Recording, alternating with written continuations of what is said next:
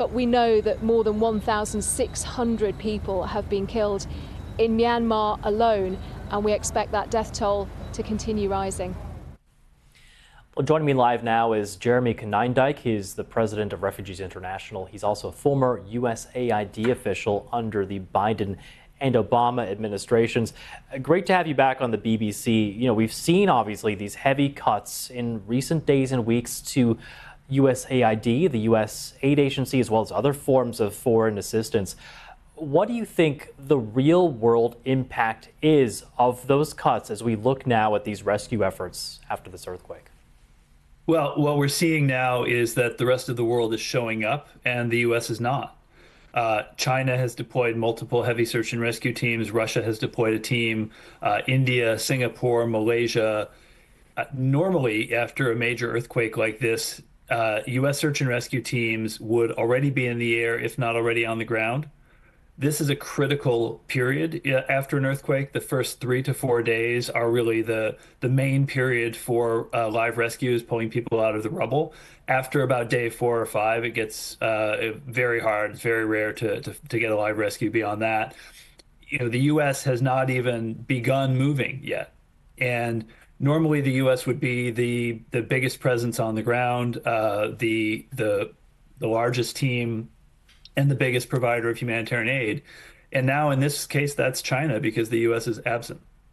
Well, you know, if China's there, Russia is there, you know, does it make a difference to not have U.S. either boots on the ground or funding or equipment? I mean, you know, what are we seeing there that we you know, would be missing? It really does, because in an earthquake this big, covering this much of an area, you really need as many teams working as many excavation sites as you can to save as many people as possible. So, you know, the additional teams that would be deployed from the U.S. would be rescuing savable people. And what this means is that lives that could be saved right now and over the next couple of days will not be saved because the U.S. is not there. In the longer run, the U.S. is the biggest provider, or was the biggest provider, of humanitarian aid in the world, so would normally provide the largest share of the relief effort after a disaster like this.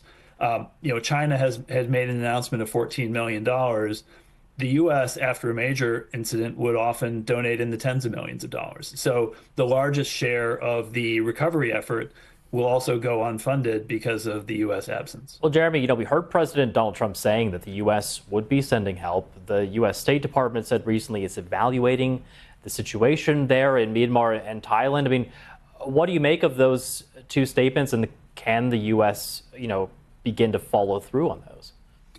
Respectfully, neither the president nor the State Department have any idea what they're talking about. If you're talking about assessing a situation 2 days in after the quake has hit, before you've even begun mobilizing, you are missing the window to save lives. And that is what is happening right now. They have broken the U.S.'s ability to deploy life-saving aid after an earthquake like this. And, you know, now they're making up excuses for the fact that lives will be lost because of their actions. What do you think this means then for the United States on the world stage? You mentioned, you know, a couple of pretty big rivals, Russia and China, already there, sending, you know, crews, equipment, money. What does this now do to America's standing?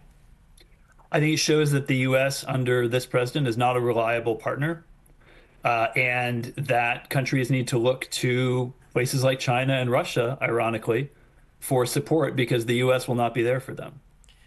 Just looking ahead, and, you know, given your experience obviously at USAID as well, you know, currently with Refugees International, but the days, weeks, months to come after a big earthquake like this, what would the U.S. normally be involved with when it comes to relief efforts, homeless people, trying to take care of those who have survived the earthquake?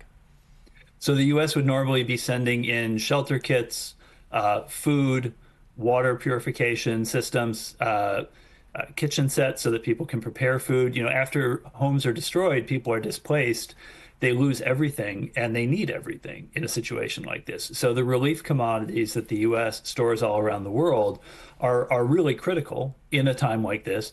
Those supplies are still there. They're still in warehouses. The U.S. government's just sitting on them because the capacity to deploy them has been lost. The earthquake hit an area that has more than 1 million people displaced already by the conflict. So this is going to add, probably hundreds of thousands of additional newly displaced people to a pretty tough situation already. Yeah. U.S. humanitarian aid through the UN, through NGOs, would be hugely helpful to stabilizing those newly displaced people. And again, Right. there's little indication so far that that will be forthcoming. Jeremy Konyndyk, President of Refugees International, former USAID official. We appreciate your time. Thank you. Thank you.